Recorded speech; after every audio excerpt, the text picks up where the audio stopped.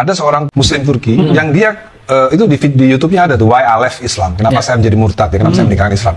Karena setelah dia riset, karena setelah dia pelajari, ternyata nggak ada yang namanya Jibril, nggak ada yang namanya Allah. Semua itu Muhammad semuanya gitu. Gara-gara itu dia keluar dari Islam.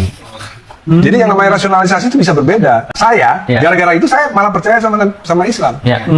Sedangkan dia jalannya malah murtad. Halo kaum intelektual sekalian, di video saya sebelumnya ada kesalahpahaman penonton di video saya yang bahas tentang rasional dan irasional. Jadi sama seperti video ini ya, di video itu saya bahas kenapa seseorang itu bisa murtad dan mualaf di saat yang bersamaan karena rasional. Di satu sisi orang bisa murtad karena rasional, di sisi lain orang bisa mualaf karena rasional. Jadi ini kan membingungkan gitu ya. Kenapa bisa seperti itu? Apa alasannya? Untuk menjawab ini, saya akan mendefinisikan apa itu rasional. Apa sih definisi rasional? Definisi daripada rasional itu dari kamus internasional atau dari kamus Cambridge. Rasional itu artinya logis atau masuk akal. Itu kata kuncinya, logis atau masuk akal. Nah, yang jadi pertanyaan, agama itu apa sih? Agama itu kan keyakinan ya. Apa definisi keyakinan? Nah, kita akan mendefinisikan keyakinan lagi gitu ya. Keyakinan itu ya menurut kamus internasional atau kamus Cambridge, keyakinan adalah kita percaya sesuatu hal itu benar, masuk akal, walaupun tidak bisa dibuktikan secara langsung atau secara nyata. Nah, kalau ada seseorang itu yang murtad dan mualaf karena agama atau karena faktor keyakinan, agama dan keyakinan itu sama ya. Maka apakah ini benar atau salah? Nah, ini yang jadi pertanyaan besar ya.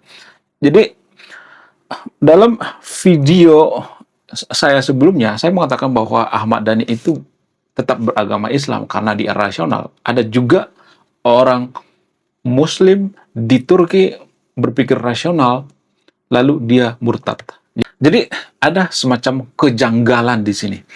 Jadi gini guys, kalau misalnya mengatakan gua masuk ke agama tertentu seperti Ahmad Dhani misalnya, dia berpikir rasional sehingga dia tetap Muslim, kemudian ada yang murtad gitu ya.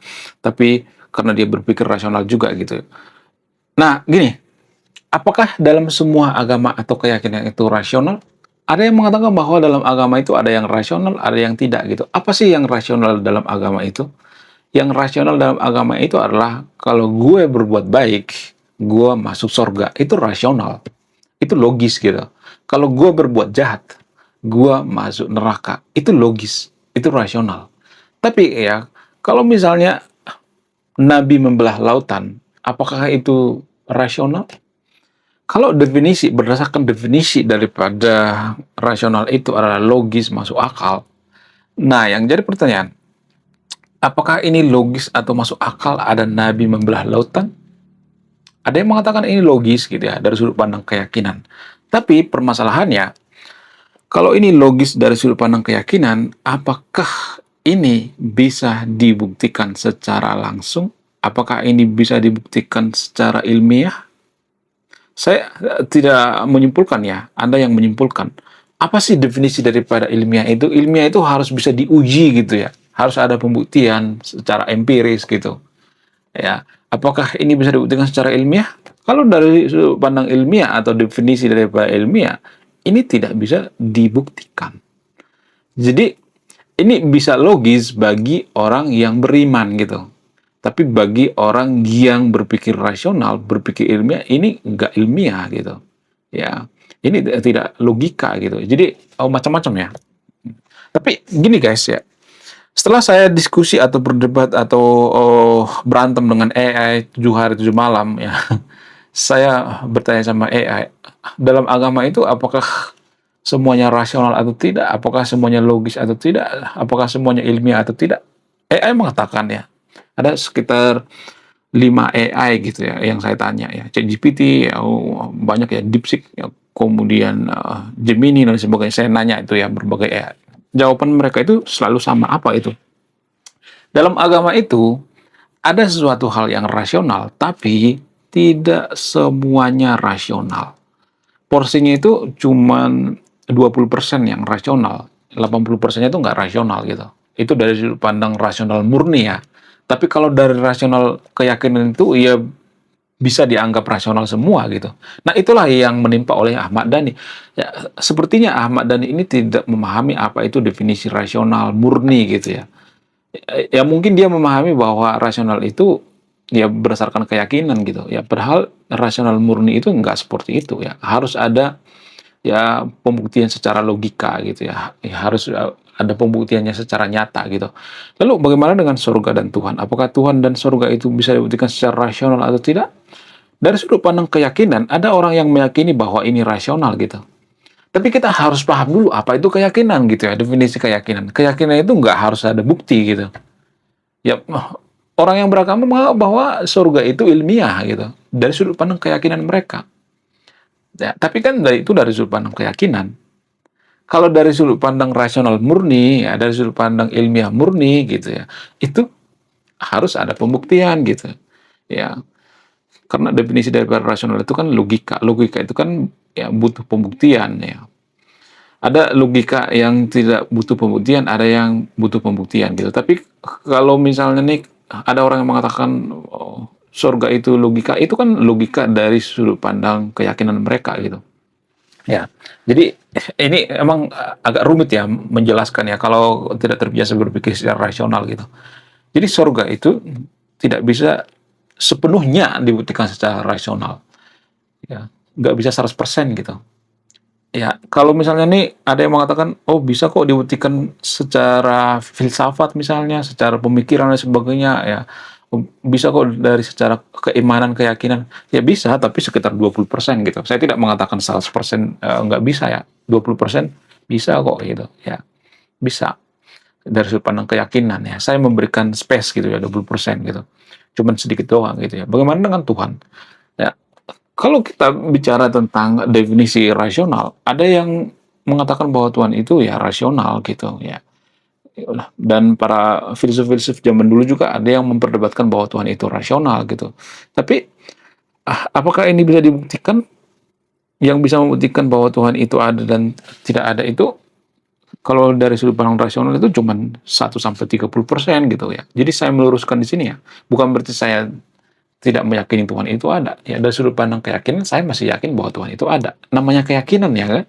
Kita harus kembali lagi ke definisi keyakinan. Ya, definisi keyakinan dari kamus Cambridge.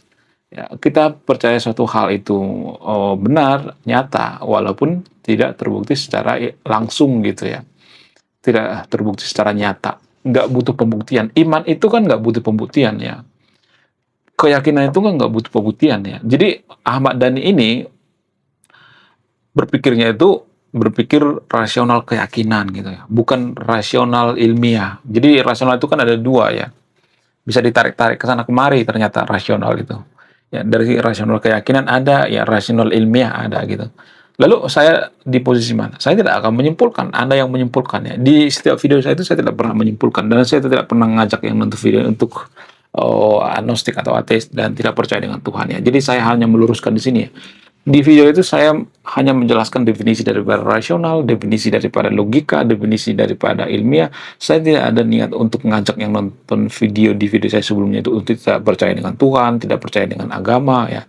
Wong dari sudut pandang keyakinan kita masih percaya agama kok, ya masih yakin dengan Tuhan kok. Ya apa susahnya sih meyakini Tuhan itu ada? Kan nggak susah kan? Ya kan? Yang susah itu membuktikan secara ilmiah. Itu guys ya. Tapi apakah saya menyangkal adanya Tuhan? Saya tidak menyangkal adanya Tuhan dari sudut pandang keyakinan. Tapi dari sudut pandang ilmiah itu tidak bisa dibuktikan secara ilmiah gitu. Ya. Jadi gini guys ya, kita itu kan sangat tendensius ya kalau bahas seperti ini ya, sangat sensitif ya, karena merasa bahwa agamanya dipojokkan. Saya tidak memojokkan agama apapun di sini di Disclaimer On ya.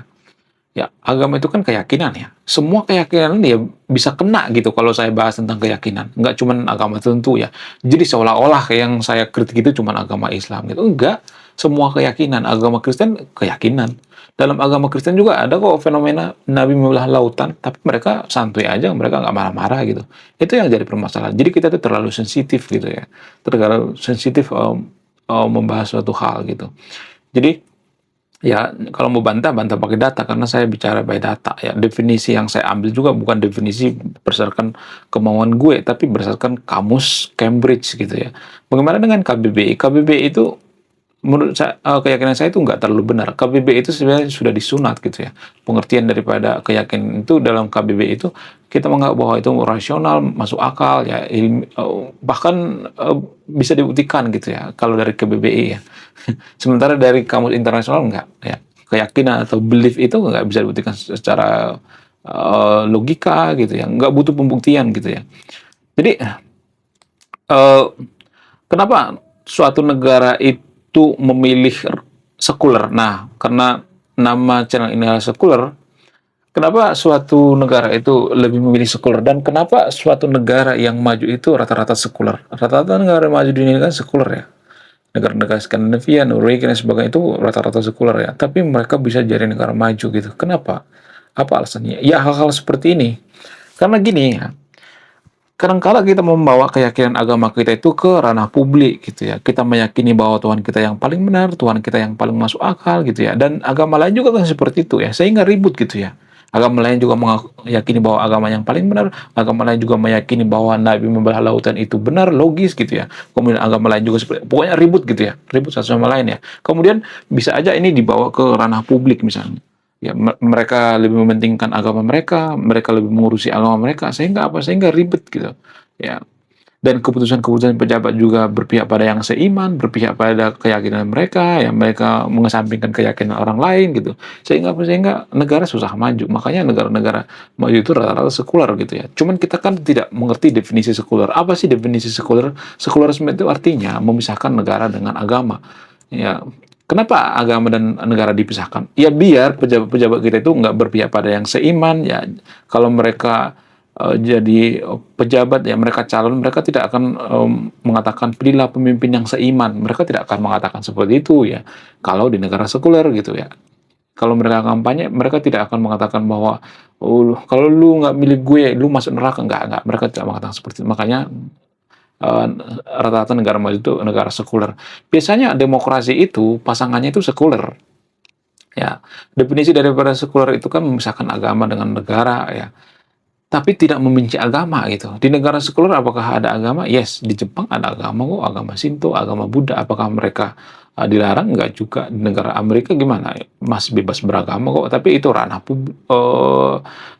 ranah bukan ranah publik gitu ya. Itu ranah privasi gitu ya. Lu nggak bisa bawa agama lu ke ranah publik karena itu adalah keyakinan lu. Ya, kenapa tidak bisa bawa agama itu ke ranah publik? Apa alasannya? Karena itu keyakinan. Apa sih definisi keyakinan? Keyakinan itu kita menganggap suatu hal itu benar walaupun tidak terbukti secara langsung atau secara nyata. Itu pengertiannya. Menurut kalian gimana? Coba tulis di kolom komentar ya. Saya tidak akan berpihak di video ini. Anda yang memutuskan.